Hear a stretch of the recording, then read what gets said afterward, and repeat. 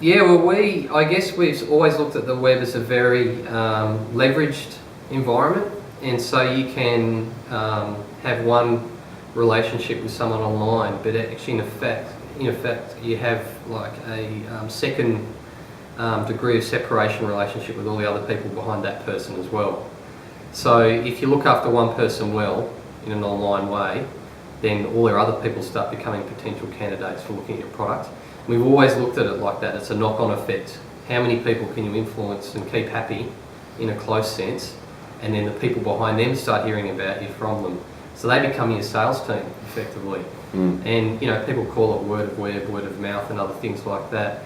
But for us, we sort of look at it more like there's relationships there that we have online.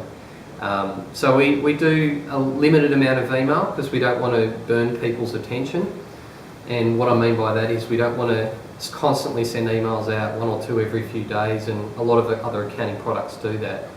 But people's attention starts to fall off because for them, it might be important for that software company to send them those emails, but for them, their important thing is getting product sold in their business, and they don't want us harassing them every 5 minutes. So we're very careful how many emails we send out.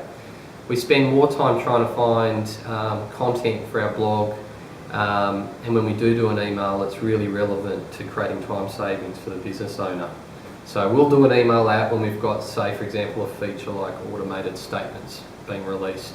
Yep. Because we know that that's a job. Someone sits there and sends those statements out every month and probably spends hours doing it. So their attention on that email is very high. So they really care about it. So we always make the content really high quality. And I think the same goes with our approach with Facebook and Twitter and all the other mechanisms.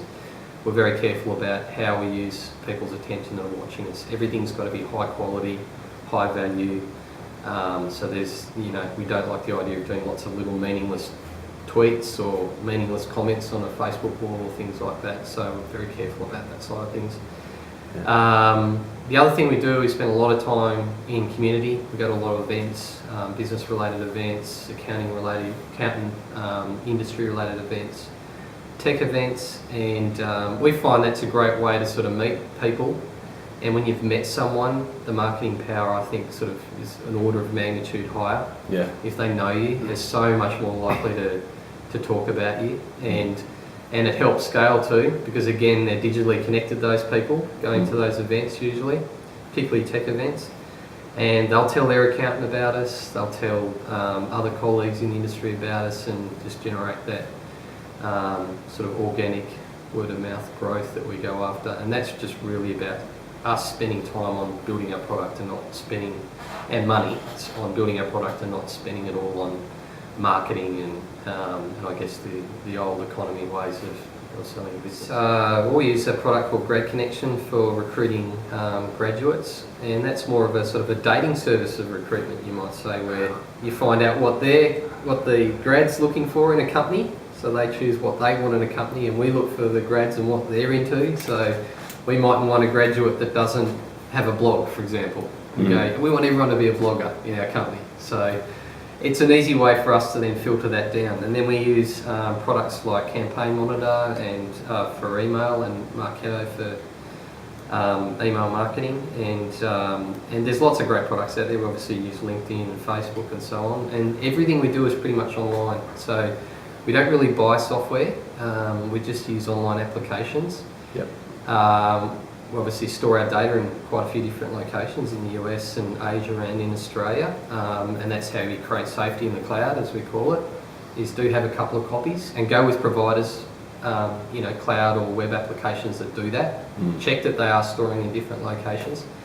Then you get that safety in the cloud in your business. And the idea of that is we spend very little money maintaining our business around what applications we use.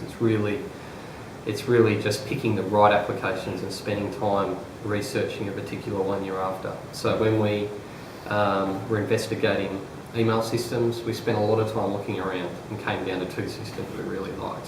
And so that's sort of our approach. Occasionally you've got to buy a bit of software because not everything has been webified yet. There's still a lot of stuff that's still software.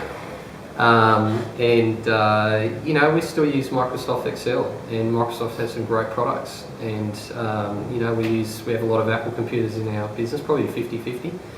And there's a lot of brilliant products that are Apple software, and so there's dozens of tech-related ones we use.